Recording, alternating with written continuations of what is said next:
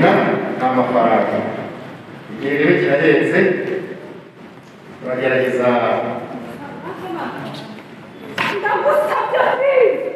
iki kintu nacyo muhaye gihagije oya mujye kure hari ikibazo mfitanye nawe imbere y'itangazamakuru mumbabarire we